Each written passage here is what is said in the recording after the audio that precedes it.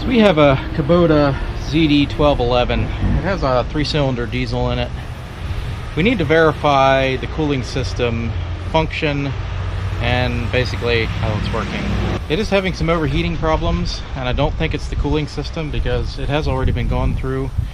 But we need to go through and verify everything before we dig in deeper, because I need to know, for my purposes, we need to eliminate that as a possibility before we get into things like fuel systems and things like that that are, you know, pretty expensive in time and money to fix, so, and even to look at.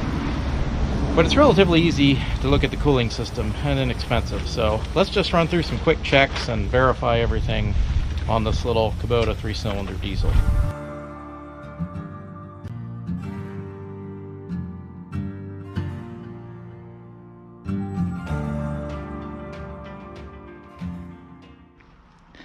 I'm going to verify cooling system efficiency.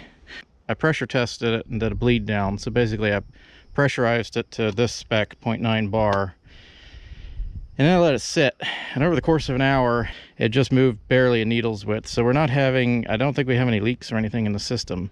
But if this radiator isn't pressurizing properly, it won't properly, you know, force coolant through the system and everything. You need that pressure that it builds up to help the pump. Anyway, let's hook up our tester and see where we're at with the engine running. So if you're not familiar with testing radiators, this is a quick way to verify cooling system integrity.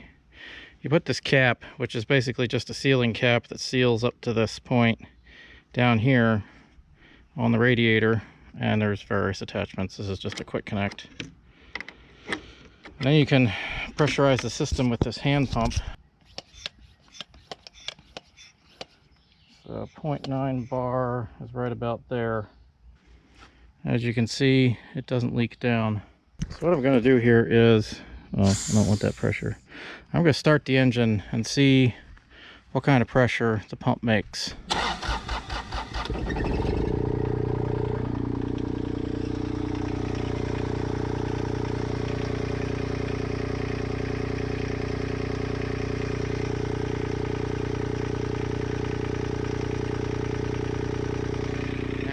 Got to be careful not to over pressurize it here.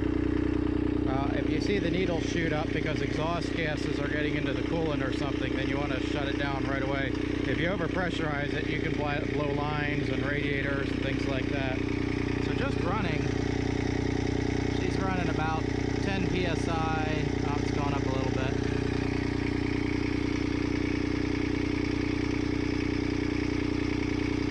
Anyway, it's not over pressurizing quickly. Tells our coolant temperature relative to like what you would measure on the hose. 138 there. Yeah, it's close actually. Okay, we're going to do a combustion gas test. If you're doing that, it's different for diesel than gas. In this case, we're using fluid made for diesel. I'm going to fill this up to the line. Where's the line? There's the line. Fluid will change to red, from red to orange yellow in color. Let's see what happens.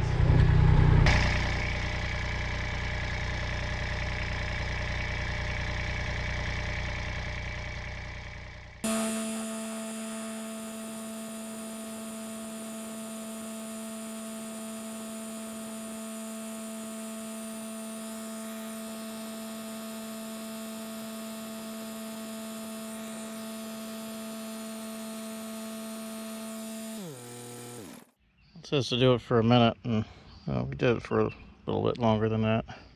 Nothing. Well, no significant color change. It's had a lot of gases run through it. So I'm going to do a proof of concept on this and make sure this actually works. So I'm going to test it right from the exhaust pipe just to make sure.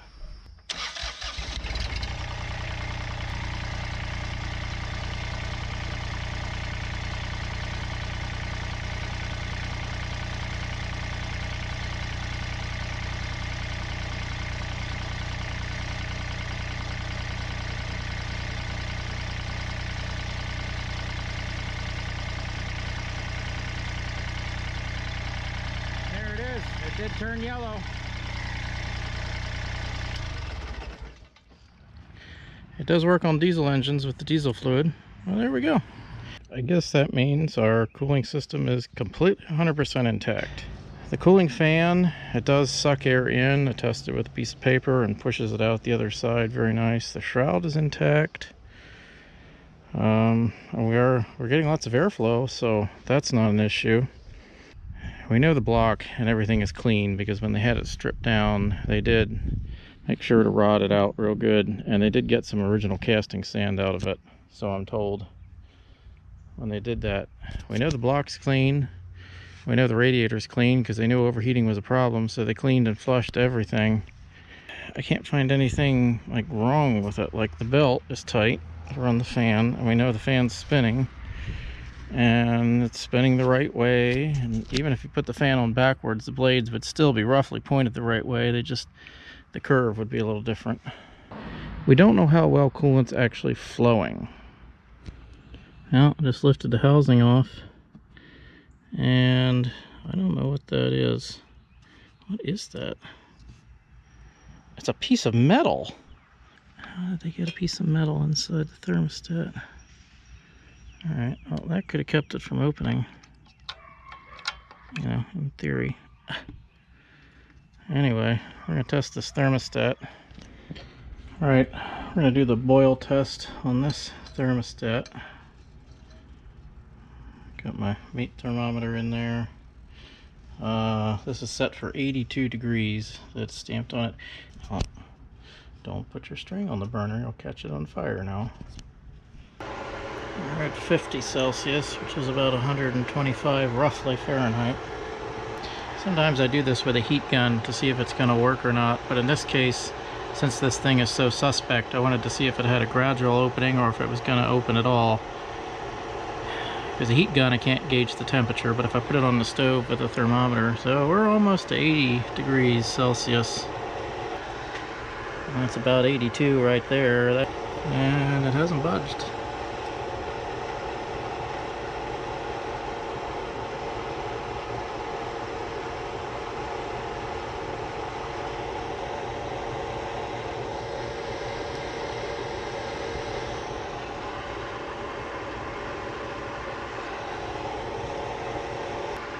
We're almost to 90.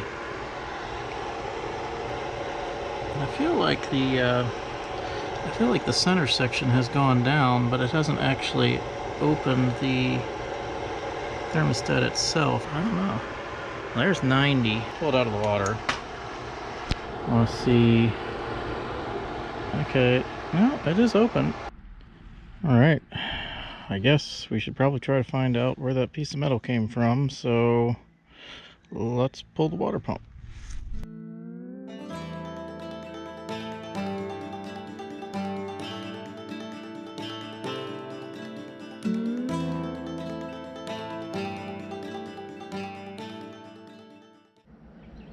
Well, I don't think that piece of metal came from our water pump. This looks pretty good. I don't see any pitting from cavitation either. Looking down there, and all the seals and springs and seats look okay. Way down in there, it's hard to see, but you can kind of feel it. Okay, I have the water pump back on, and I just want to do a quick pumping test. I'm going to spin it by hand and see if we get water building up towards here. I've got it filled up to about where the bottom of the thermostat would be. Well, not quite, but... So we're looking for a water level rise.